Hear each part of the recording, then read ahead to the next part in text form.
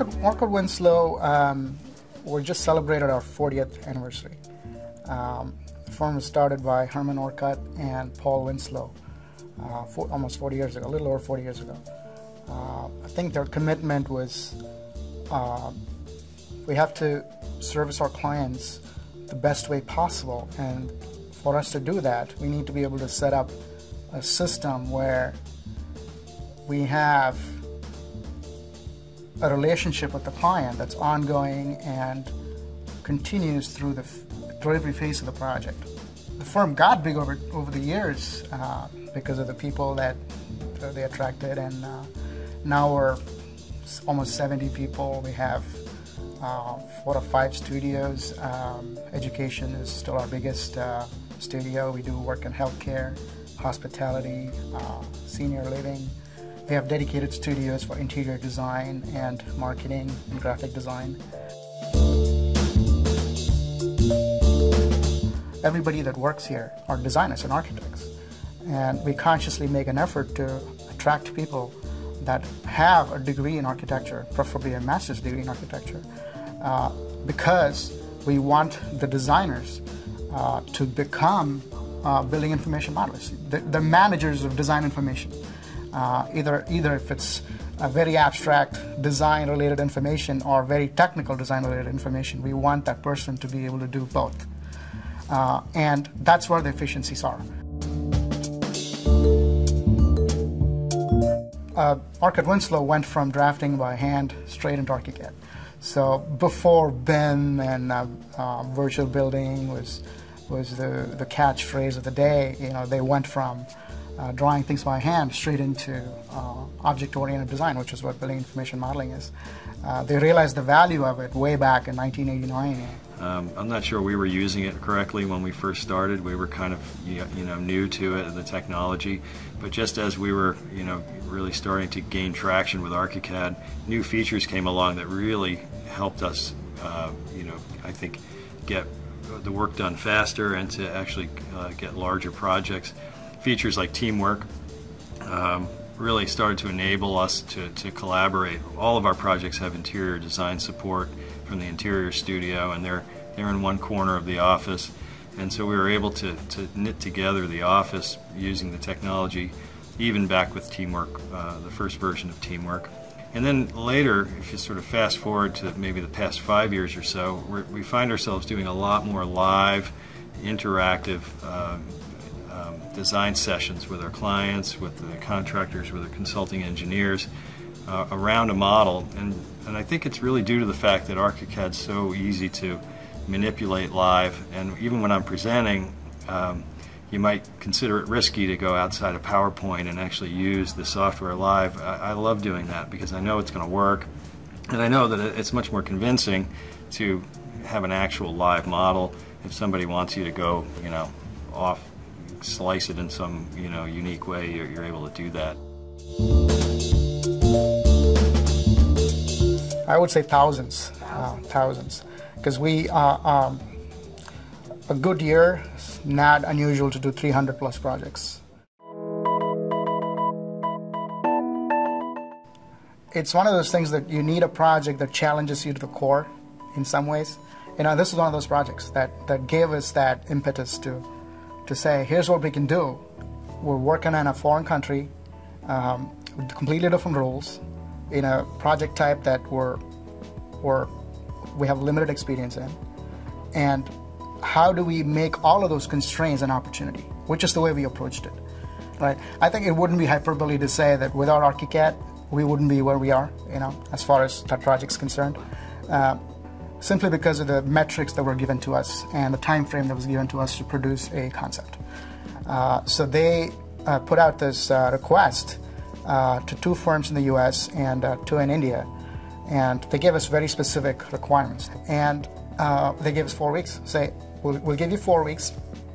In 4 weeks, present an idea, and present an idea that captures everything that we want.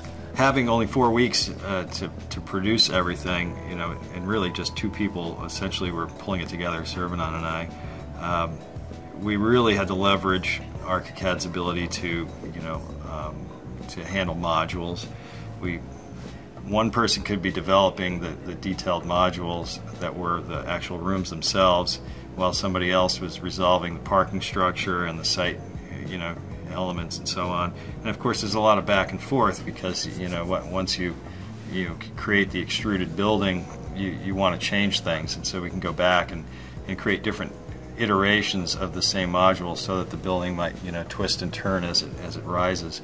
The way we worked was we set up a master model, which would be the visualization and eventually deliverable model for the tower.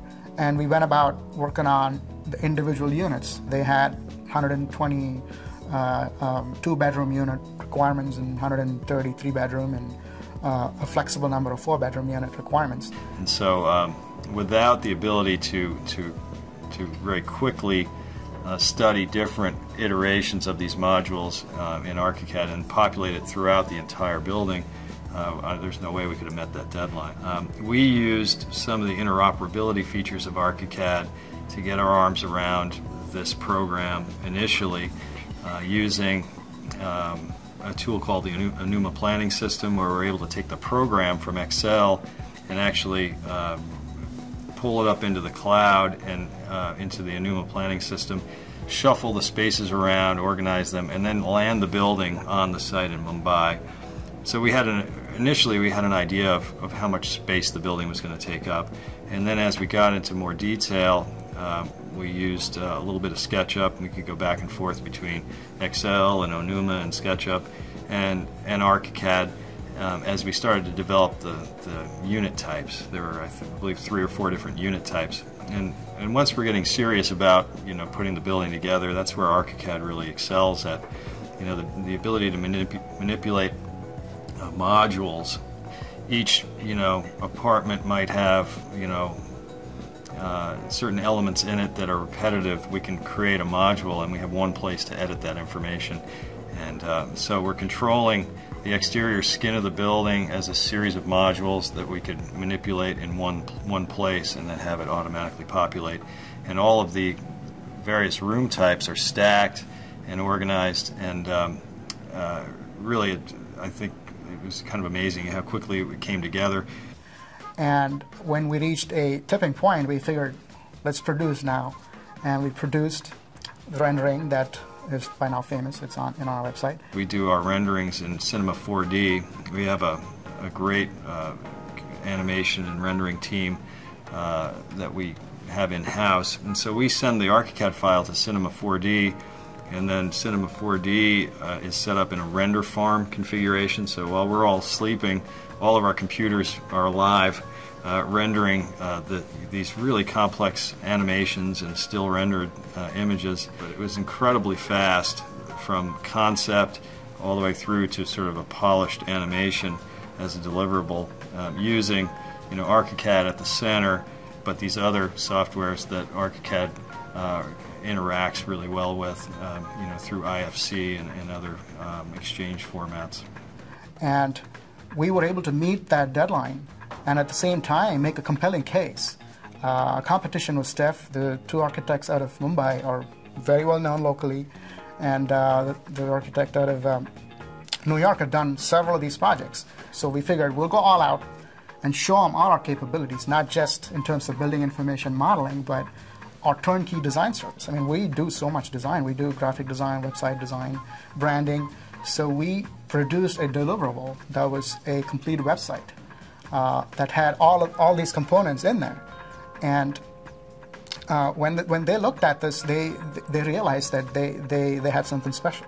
It had a splash page that talked about the thesis for the project, how the project came about, and it had specific pages in there with the metrics of the project, where the units would be located based on this original driving concept, what the sizes were, what the overall square footage was, how we're doing as far as the original metrics set for us to meet. And it had obviously a link to some of the aesthetics of the project through the renderings we produced and also the animation we produced. And we also created detailed spreadsheets and deliverable drawings of each unit, and we produced QuickTime VR movies of each individual unit, so they could interactively study them, fully furnished. So the website had to show the quantitative side of the project as well as the qualitative side of the project. Did Saravanan mention the fact that the client asked for 2 towers instead of 1 halfway through the project? Since then, they've come to us and said, can you do us a 2-tower scheme? And we did that as well. And we did several iterations of that really quickly. Basically, 2 things happened. One, the client wanted to study, after our initial effort, creating a single tower project. The client was interested in exploring, well, what would happen if we had 2 point towers, 2 individual towers on the same site. Oh, and by the way, we're applying for a much higher height allowance, and they're working with the airport, the regional airport, to make sure that we can crank this thing up to another 50 stories or something. They're looking for 300 meters, which is a ridiculous height. Yeah, that's really high. If that comes through, or if anything less than that comes through, we should be ready to go. We don't have to be lethargic about it. We have this inertia going already because of the way we're set up and because of the way the project is set up, that we should be able to quickly put out more options for them to consider without us breaking the bank. We've had input from our director in the India office, and when he was consulted as we were going about designs, culturally in India, condos are designed very differently than here. Natural ventilation is very important. We can't expect to have completely artificially ventilated spaces because it's a cultural thing. So as we were going about design, Nilesh, our India director, was able to log in and put some notes, comments on things. Hey, you need to have natural ventilation in this room, and this is not adequate. You need to make it more. You need to think about making this bigger. And this project will probably be phased. We're going to have 8 stories of parking. So, and the monsoon season in Mumbai is pretty intense from July through September. So they want to be able to do most of the site work before the monsoons kick in. So it's going to have phased construction and phased permitting. We don't have issues.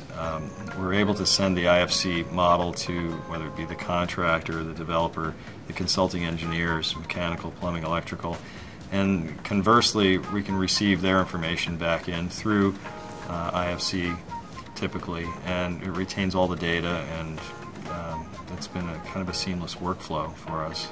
Not only will we leverage the BIM server more and more as a way to get more people involved, both in the Mumbai office and in the Phoenix office, to work on the project, but we'll also have engineers and other stakeholders in the project actively engaging in the model, and we'll use IFC to translate back and forth throughout that process.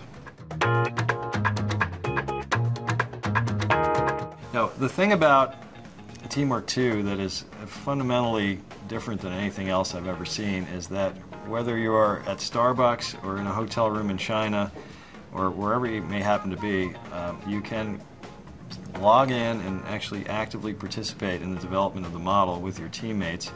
That's an unbelievable feature. I find myself traveling a lot more. I find myself at, sitting in the lobby at, my kid's gymnastics place or whatever, and it doesn't matter where you are, you can be productive.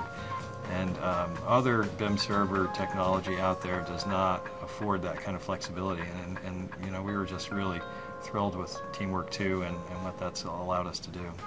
Everybody that's involved in those projects, the local director over there and us, are all signed into the same project, and so we're using that feature. It's almost second nature for us, so I can't imagine a situation where we could live without it.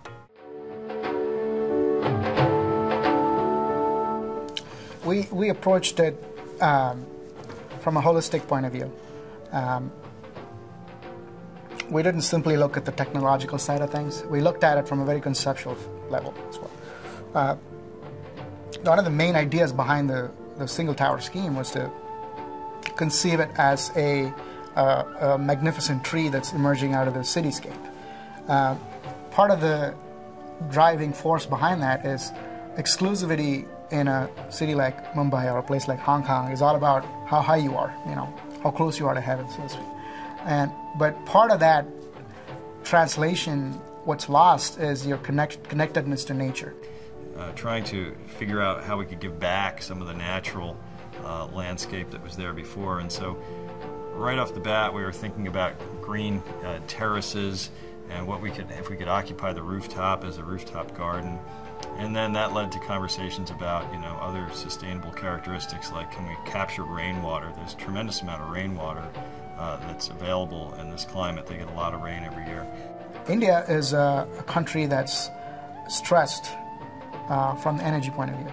So self-sufficiency is a significant goal. So by incorporating a solar array on top of this tower, could we at least offset a portion of the utility bills for this tower? Most of the units, at least in the lower levels, would be mostly naturally ventilated. You're not going to have centralized air conditioning. You will have centralized air conditioning in the public spaces, the amenities. But is there a way for us to create a solar array, a photovoltaic solar array, and also a solar thermal system whereby you create hot water as well as generate some electricity on site? So that was something that we looked at and incorporated into the original tower design. If we use some of that water collected to offset potable water use for gray water use, then maybe yes, that part will need to be validated. But the solar array, what percentage of that is going to offset the utility use of the building? And also the solar thermal generation, what percentage of that is going to be useful? So those are all metrics that we'll need to start validating using eco-designer and even more intensive tools as we move forward. USGBC is now transitioning into IGBC, International Green Building Council.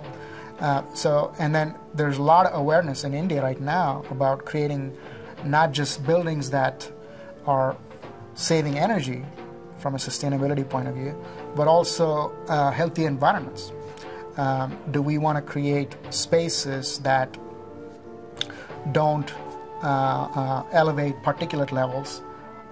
So already in a polluted city, do we want to create indoor environments that are equally polluted? Or can we create opportunities where we can specify, through specifications, create healthier environments, just as we would do on LEED projects here? So that awareness is coming up quite a bit in India. On a project such as Sahana Pride, or any developer-driven project, even in the US, especially in India, it's all driven by, at the end of the day, numbers. There's a very specific program, and especially in this particular project, the site is only 1.5 acres. It's a very small site. And because the floor space available to build is very high, and real estate values are astronomical in Mumbai. It's some parts of Mumbai will sell for $1,500 to $2,000 a square foot. So every square foot that you miss from what's able to be maximized is affecting the bottom line of the developer. Saravanan is incredible and great at kind of managing the numbers side of things, and he hit within like a couple of square meters the exact program area that the developer was asking for, and you're able to just report out of ArchiCAD those spaces and areas and get feedback from the model. So it's really a database of information, not just a 3D set of geometry to look at and fly around. When we frequently do calculations out of ArchiCAD, most people don't pay attention to the decimals. But on a project like this, those decimals can add up quite a bit. So the biggest benefit of ArchiCAD, above most of these things on a project like this, is the confidence you can have in the numbers you're presenting to the client. So everything has to come into play. All the units can be bigger than a certain size, your balconies can be bigger than a certain size, and at the end of the day, everything has to add up to a number that's within as close as possible. It can't be over, but it has to be as close as possible to the final maximum square footage you can build on that property. So confidence in numbers, and I think ArchiCAD provides that.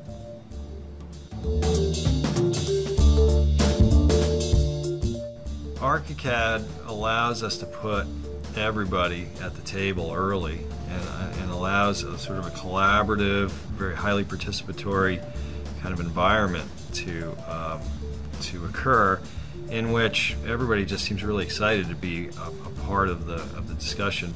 Not that we give up the design to everybody at the table, but we sort of facilitate a conversation, and we sort of try to steer the direction of the conversation, but everybody ends up feeling like they have some ownership in the project, and I think that's kind of a core value of Orcutt Winslow. We've always been good listeners.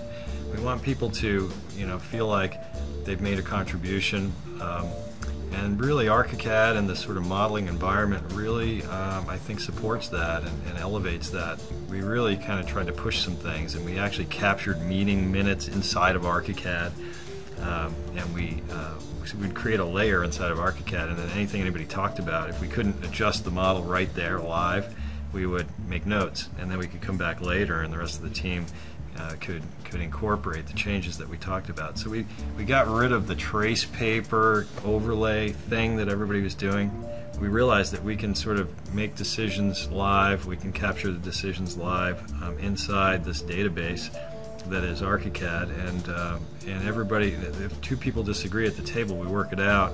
We don't go back and say, well, wait a minute, I got two notes here, one of them, So it's, we tried, we're doing some sociology here in the office, some experimentation where we try to decide, with all of this technology, why are we still trying to print floor plans and have meetings? That doesn't make sense. So, we're trying to reinvent how we collaborate and how we design.